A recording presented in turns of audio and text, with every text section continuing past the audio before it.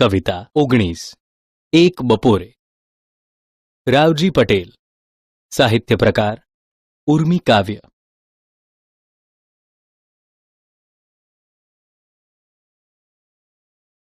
મિત્રો આપણા ઘરની આજુબાજુમાં કે રોજ જે રસ્તે ચાલતા હોઈએ ત્યાંથી જો કોઈ એકાદ વૃક્ષ કપાઈ જાય તો તે જગ્યાએ આપણને કશુંક ખૂટતું હોય એવું લાગે છે. એવું થાય કે આપણામાંથી જ કંઈક ઓછું થઈ ગયું છે. એ ખાલીપણું આપણાથી સહન થતું નથી. આપણા સંબંધો આપણા જીવનનો એક ભાગ હોય છે.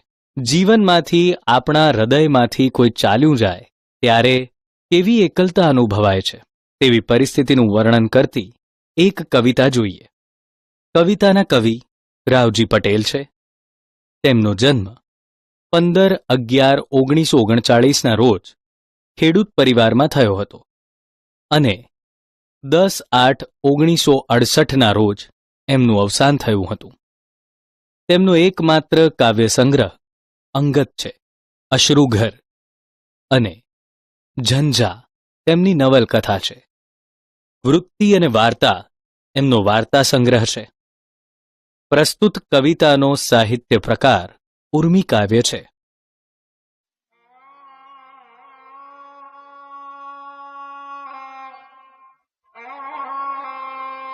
મારા ખેતરને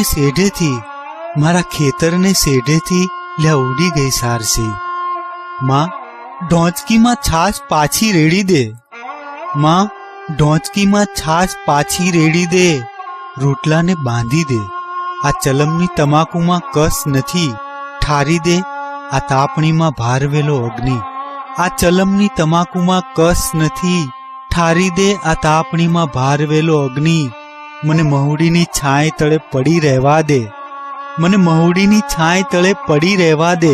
ભલે આખું આબ રેલી જાય, ગળા સમૂહ ઘાસ ઉગી જાય.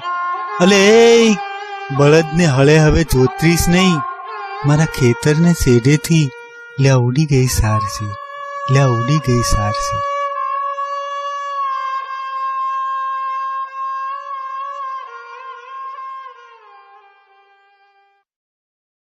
કવિતા સમજૂતી. મારા ખેતરને શેઢેથી લ્યા ઉડી ગઈ સારસી. માં ઢોચકીમાં છાશ પાછી રેડી દે. રોટલાને બાંધી દે. આ ચલમની તમાકુમાં કસ નથી.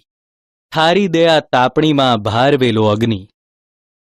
યુવાન વયે ટીબીના રોગને લીધે અવસાન પામેલ કવિ રાવજી પટેલની આ કવિતામાં તેમને મૃત્યુનો થયેલો આભાસ દેખાઈ આવે છે.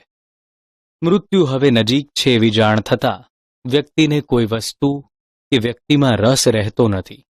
સારસી એ પ્રિયતમાનું અને જિંદગીનું પ્રતીક છે.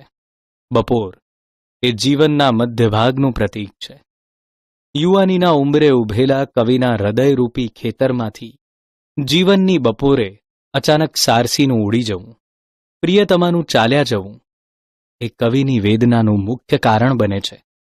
જેના કારણે જીવન રસિક હતું એના આમ ચાલ્યા જવાથી જીવન નીરસ બની જાય એ સ્વાભાવિક છે.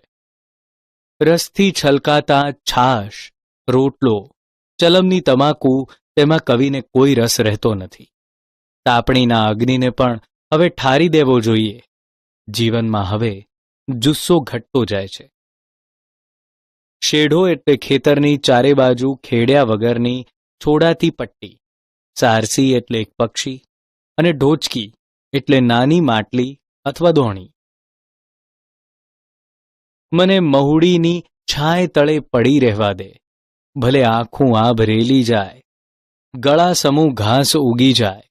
અલે એ બળદને હળે હવે જોતરીશ નહીં. મારા ખેતરને શેઢેથી. ભાતું લઈને આવેલી માતાને કવિ કહે છે, ઢોચકીમાંથી પીવા માટે કાઢેલી છાશ હવે પાછી ઢોચકીમાં રેડી દે. રોટલાને પાછા કપડામાં બાંધી દે. જમ્યા બાદ જે ચલમ ફૂંકવામાં મજા હતી એ હવે રહી નથી. તાપણીના અગ્નિ ઉપર રાખ વાળીને ઠારી દેવા કહે છે. હવે પોતે મહુડાના ઝાડની છાયમાં સૂઈ રહેવા કહે છે. ભલે આખું આકાશ રેલાઈ જાય કે ગળા સમૂહ ઘાસ ઉગી જાય તો પણ હવે મારે ઉઠવાની જરૂર નથી. પોતાનો સાથી ખેડૂત જે જમ્યા બાદ બળદને હળ સાથે જોડી રહ્યો છે તેને પણ બળદને હળ સાથે જોતરવાની કવિ ના કહે છે. ખેતી અને ખેતી સાથે જોડાયેલા સાધનો એ ખેડૂતના જીવન સાથે પણ સંકળાયેલા છે. ખેડૂતની વેદનાને કવિ પોતાની વેદના સાથે જોડે છે. 2-3 વાક્યમાં ઉત્તર લખો. પ્રશ્ન 1. કવિ ક્યાં સુધી મહુડીની છાંય તળે પડી રહેવા માગે છે? ઉત્તર: આખું આકાશ ભલે રેલાઈ જાય, તેમના ગળા સુધી ઘાસ ભલે ઉગી જાય, અર્થાત જીવનના અંત સુધી કવિ મહુડીની છાંય તળે પડી રહેવા માંગે છે. 7-8 વાક્યમાં ઉત્તર લખો. પ્રશ્ન 1. સારસીના ઉડવાથી કવિ ઉપર થયેલી અસર તમારા શબ્દોમાં લખો.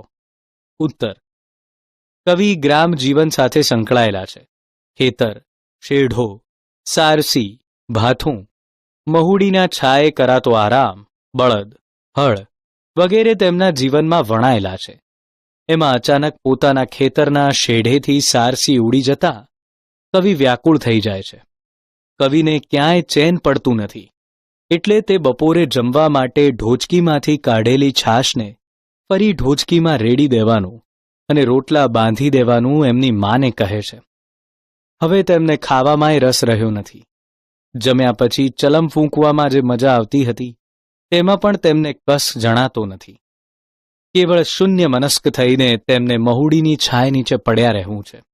ભલે આકાશમાંથી તડકો રેલાઈ જાય, ગળા સુધી ઘાસ ઉગે તો પણ તેમને એની પરવા નથી. હવે તો બળદને હળે જોતરવાની પણ ના પાડી દે છે. પ્રશ્ન 2. ગ્રામ જીવનમાં ખેતરવાડીનું બપોર વેળાનું ચિત્રાત્મક વર્ણન કરો. ઉત્તર: ગ્રામ જીવનમાં ખેતરવાડી ખેડૂતનું સાર સર્વસ્વ ગણાય છે. સવારે નાહી ધોઈ નાસ્તો કરીને ખેડૂત પોતાને ખેતરે જવા નીકળી પડે. બપોર સુધી ખેતરમાં બળદને હળ સાથે જોતરી કામ કરે. બપોર થતાં જ પત્ની ભાથું લઈને આવી હોય. બંને સાથે બેસીને છાશ રોટલો જમે. સાથે ડુંગળીનો દડો કે લસણની ચટણી હોય.